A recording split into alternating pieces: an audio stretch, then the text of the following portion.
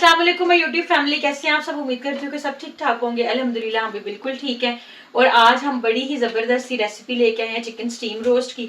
सबसे पहले हम आपको चिकन मैरिनेट करना बताएंगे, उसके बाद उसे कितने घंटे रखना है, उसे किस तरीके से स्टीम में बनाना है, ये सब चीज़ें बनाएंगी आज कोमल। तो अभी स्टार्टिंग तो मैंने कर ली क्योंकि वो सामने नहीं आती। तो अभी कोमल आपको चिकन मैरिनेशन का तरीका, इंग्रेडिएंट्स और किस तरह से चिकन स्टीम रोस्ट बनेगा वो आपके साथ हम करेंगे शेयर। अब आने वाले दिनों में रमजान की स्पेशल रेसिपीज आ रही हैं, आपको कोई स्पेशल रेसिपी चाहिए तो वो भी आपने हमें जरूर बतानी है। जो मतलब रमजान में अब कुछ ही दिन रह गए हैं तो इंशाल्लाह कोशिश करेंगे कि 15 से 20 जो है रमजान स्पेशल रेसिपीज जो आपके साथ शेयर करें। तो चलें जी, अभी सबसे पहले चिकन को मैरिनेट करती हैं, कोमल आपके साथ शेयर करते हैं। और उम्मीद है आपको हमारा चैनल बहुत अच्छा लग रहा होगा, रेसिपीज बहुत अच्छी लग रही होंगी। आप सबकी दुआओं का, मोहब्बतों का, कमेंट्स का बहुत बहुत शुक्रिया। तो चलें जी अब रेसिपी की तरफ। अस्सलाम वालेकुम जी। तो मैं करने लगी हूँ चिकन को यहाँ मैरिनेट। मैंने उसके सारी ये रख ली हैं स्पाइसेस यहाँ पे, ठीक है। और ये मैंने पूरे बड़े साइज़ के लेग पीस ले लिए हैं क्योंकि हम इसी तरह खाते हैं, हम चेस्ट पीस नहीं लेते, हम लेग पीस खाते हैं, ठीक है। आप इसको बीच में से डिवाइड करके हाफ हाफ भी करके मैरिनेट कर सकते हैं, हम ये पूरा ही करेंगे। उसके लिए हमें चाहिए सबसे पहले दही। दही 1 प्याली ले ली है, अदरक लहसुन ले लिया है, और नमक ले लिया है 2 छोटे चम्मच, और लेमन का जूस है यहाँ पे, और यहाँ तंदूरी मसाला है। अगर आपके पास तंदूरी मसाला नहीं अवेलेबल तो आप नमक, हल्दी और गरम मसाला मिक्स करके घर भी तंदूरी मसाला बना सकते हैं। मेरे पास अवेलेबल है तो मैंने यही ले लिया। इसकी मैरिनेशन बहुत आसान है, मैं अब आपको करके दिखाती हूँ।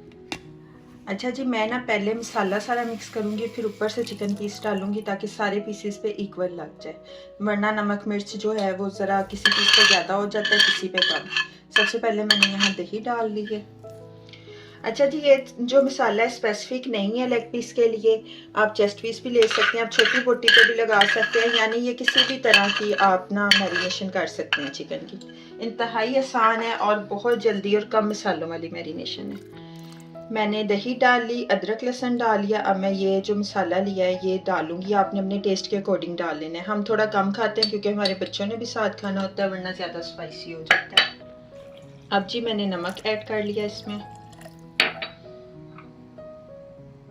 अब इसमें जाएगा लेमन जूस, और मैं इन सब चीज़ों को अच्छी तरह मिक्स कर लूँगी।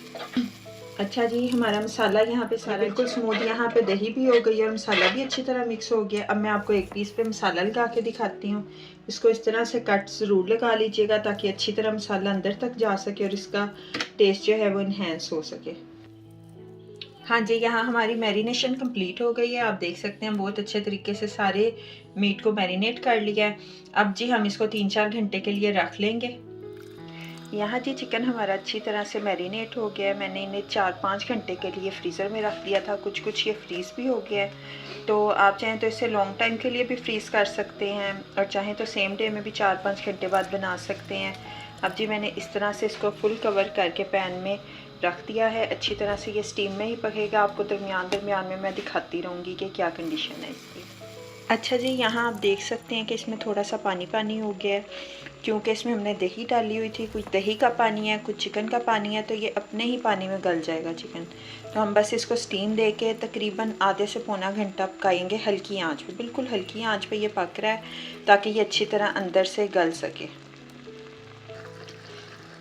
आपने एक चीज़ का ख्याल रखना है कि थोड़ी थोड़ी देर बाद इसकी साइड जो है वो चेंज करते रहें ताकि ये दोनों साइडों से इक्वली पक सके। यहाँ जी आप देख सकते हैं कि जो पानी हमारा है वो काफ़ी हद तक ड्राई हो गया है और चिकन ने अपना कलर भी चेंज करना शुरू कर दिया। आपने चिकन को बिल्कुल ड्राई नहीं करना। जब इस सिचुएशन पे पहुंच जाए कि थोड़ी थोड़ी सी ग्रेवी बनने लग जाए, इस टाइम हम इसमें 2 चम्मच जो हैं वो ऑयल के ऐड कर देंगे।